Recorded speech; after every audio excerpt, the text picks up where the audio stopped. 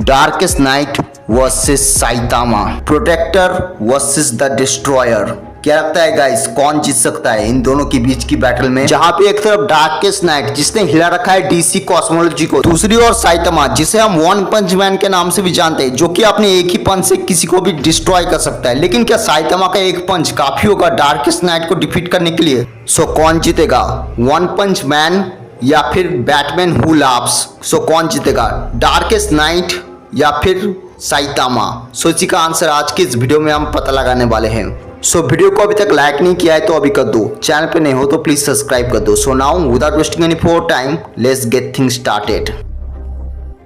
The darkest knight. So कभी आपने सोचा है एक ऐसा बैटमैन जो कभी होल्ड बैक ना करे, अपने अंदर के जानवर को बाहर निकाले और अपने रास्ते में आने वाले हर चीज को डिस्ट्रॉय कर दे? है ना डरावना? बैटमैन यानी ब्रूस वेन जो कि डर को हथियार बनाता है। सो क्या होगा अगर उसका डर सच हो जाए? एक ऑल्टरनेटिव यूनिवर्स में जब जोकर ने गौतम सिटी में पूरा किलिंग स्ट्रीक ही मचा दिया था, हाफ ऑफ द पॉपुलेशन को जान से खत्म कर दिया था, जोकर ने एक बच्चे के सामने उसके पेरेंट्स को मार दिया था और ये देख के बैटमैन जानो पागल ही हो गया। बैटमैन बिना किसी सोचे समझे एक ही झटके में जोकर की मुंडी चटका के उसे मार देता है, लेकिन ये उसकी सबसे बड़ी मिस्टेक थी। मरने से पहले जोकर ने बैटमैन को अपने टॉक्सिन से इन्फेक्ट कर दिया था और ऐसे ही जन्म हुआ एक इविल बैटमैन का, जिसे हम जानते हैं बैटमैन हु लाफ्स के नाम से। बैटमैन हु लाफ्स ने एक झटके में खत्म कर दिया था पूरी बैट फैमिली को, और जब जस्टिस लीग उसे रोकने आई तब उसने उसका भी खात्मा कर दिया। उसके बाद उसने सिर्फ अर्थ को ही नहीं, पूरे के पूरे डायमेंशन को ही कॉन्कर कर लिया। लेकिन वो कमीना यहाँ तक ही नहीं रुका। बैटमैन हु लाफ्स का एनकाउंटर हुआ बारबेडोस से, Barbados the true father of Batman,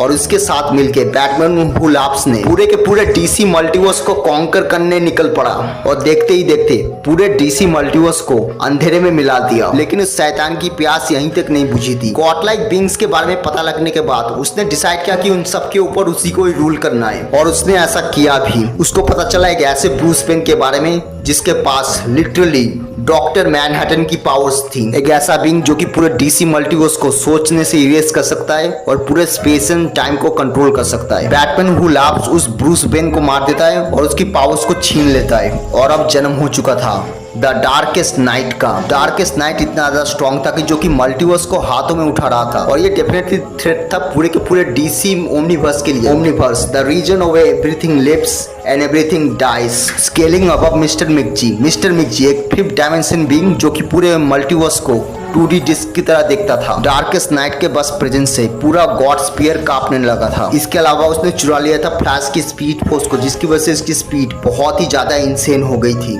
Molly waste जो कि मोबियस चेयर पे बैठा था, उसके अकॉर्डिंग डार्केस्ट नाइट पूरे मल्टीवर्स का सबसे ज्यादा इविल बीइंग था, और मोबियस चेयर की क्राइसिस एनर्जी छीनने के बाद वो लिटरली अनस्टॉपेबल ही बन गया। उसके बाद उसने अपना खुद का मल्टीवर्स क्रिएट किया जिसमें हर सुपर हीरो की इविल वर्जन एग्जिस्ट करता था। उसने तो लिटरली चैलेंज ही कर दिया पूरे के पूरे क्रिएशन को। डार्केस्ट नाइट ने आसानी से हरा दिया था सुपर बॉय प्राइम को। सुपर बॉय प्राइम जिसने एक ही पंच में तोड़ रखा है पूरे डीसी मल्टीवर्स को, लेकिन जब उसका सामना हुआ डार्केस्ट नाइट से, तब डार्केस्ट नाइट ने इसे बहुत ही आसानी से हरा दिया होल्ड बैक करते हुए। और जब उसे रोकने के लिए आई Perpetua the mother of multiverse, तब भी डार्केस्ट नाइट ने उसे बराबरी की टक्कर दी। परपेचुआ की स्ट्रेंथ बहुत ही ज्यादा इनमेजरेबल थी, वो अपने चीख से ही मल्टीवर्स को डिस्ट्रॉय कर सकती थी, बट डार्केस्ट नाइट ने उसे बहुत ही ज्यादा कमाल की टक्कर दी। डार्केस्ट नाइट इस बार भी परपेचुआ को धोखे से हरा देता है, लेकिन वो जानता था कि उसे इससे भी ज्यादा स्ट्रॉन्ग अपोनेंट से भिड़ना है, जिससे परपेचुआ भी लड़ने से 2-3 बार सोचता है। द हैंड्स एक्चुअली एक ग्रुप ऑफ कॉस्मिक बीइंग्स है जो कि रिस्पॉन्सिबल है क्रिएशन ऑफ ओमनीवर्स का, reason of everything lives and everything dies. Hand darkest night को हरा देता है और ऐसे ही डार्केस्ट नाइट की स्टोरी खत्म होती है। ओवरऑल डार्केस्ट नाइट स्केल करता है 7 डायमेंशन में with infinite speed. One punch man ये स्टोरी फॉलो करती है एक ऐसे ह्यूमन को जिसके पास गॉड लाइक पावर्स है, जो कि किसी को भी एक ही पंच में डिस्ट्रॉय कर सकता है, no matter how bigger they are, no matter how stronger they are. Saitama बचपन से एक हीरो बनना चाहता था जो कि इनोसेंट लोगों को प्रोटेक्ट करे, जिसके लिए उसने बहुत ही ज्यादा कड़ी ट्रेनिंग की, बट वो कभी समझ ही नहीं पाया कि वो इतना ज्यादा स्ट्रॉन्ग बन जाएगा। साइतामा एबल हुआ अपने लिमिटर को तोड़ने के लिए by his training routine. 100 pushups, 100 situps, 100 squats 10 kilometre running 3 years continuously every single day without any break, जिसकी वजह से साइतामा का लिमिटर टूट गया, जो कि इसे अलाउ किया कि उसकी स्ट्रेंथ को ग्रो करने के लिए इन्फिनाइटली। लिमिटर एक्चुअली एक ग्रोथ लिमिट है जो कि गॉड्स ने हर लिविंग बीइंग के ऊपर सेट किया है, जिसकी वजह से हर कोई अपनी अपर लिमिट छूने के बाद और ज्यादा ग्रो नहीं हो पाता, no matter how hard they try. लेकिन जो भी हो, साइतामा ने उस लिमिटर की धज्जियां उड़ा दी, जिसकी वजह से उसे इमेंसली स्ट्रेंथ और स्पीड मिल गई। वन पंच मैन की दुनिया में मॉन्स्टर को 4 अलग अलग कैटेगरी में डिवाइड किया गया है, जो कि उनके डिस्ट्रक्शन लेवल के हिसाब से रैंक होता है। Tiger, demon, dragon and most strongest God.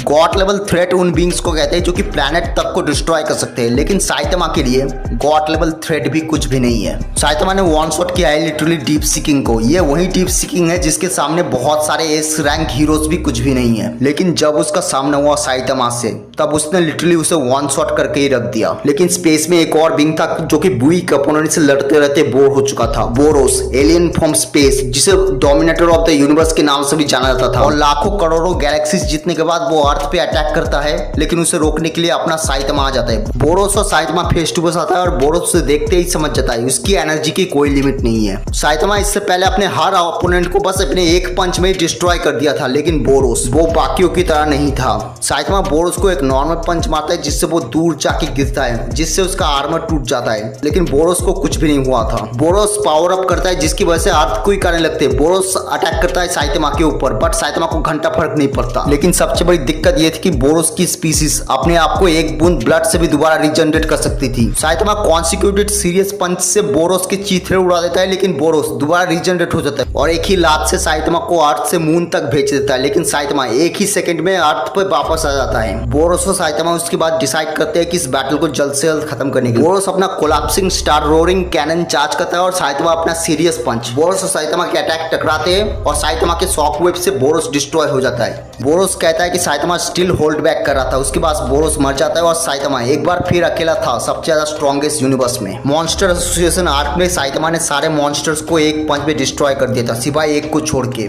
Guys आगे स्पॉयलर्स आने वाले हैं। मॉन्स्टर एसोसिएशन आर्क में हमें रिवील किया जाता है गॉड को, most mysterious character in one punch man, जिसे ब्लास्ट बहुत देर से स्टडी कर रहा था। ब्लास्ट इससे भी पहले गॉड के साथ इनकाउंटर कर चुका था, लेकिन इस बार गॉड का निशाना ब्लास्ट नहीं गारो था। गॉड गारो को पावर ऑफर करता है, लेकिन गारो उसे रिजेक्ट कर देता है। लेकिन गारो गलती से गॉड के हैंड को छू लेता है, जिसके बाद उसे मिल जाती है पावर कॉस्मिक, जिसके बाद तो वो बहुत ही ज्यादा स्ट्रॉन्ग बन गया था और बन गया था वो कॉस्मिक गारो। गारो अर्थ पे वापस आता है, लेकिन वो अब मॉन्स्टर नहीं था, वो अब बन चुका था गॉड। गारो ने साइतामा को मार के उसका खून तक निकाल दिया था और सारे हीरोज को डिफीट कर दिया था, इवन ब्लास्ट तक को भी। साइतामा बैटलफील्ड में वापस आता है, लेकिन वो देखता है कि गारो ने ऑलरेडी जेनोस को मार दिया था। साइतामा ने उसके बाद डिसाइड किया कि अब वो होल्ड बैक तो कभी नहीं करेगा। साइतामा जेनोस का कोर पकड़ता है और गारो की ओर सीरियस लुक देखता है। उसके मन में बस एक ही चीज चल रहा था, सीरियस पंचेस। साइतामा गारो की ओर अपना सीरियस पंच चार्ज करता है, लेकिन उससे पहले वो पंच उसको लग पाता। गारो अपना साइतामा मोड ऑन कर लेता है और साइतामा की पावर्स को कॉपी कर लेता है और उसी के ऊपर एक सीरियस पंच मार देता है, लेकिन इससे पहले उनके पंचेस टकराते। ब्लास्ट अपनी पावर यूज करके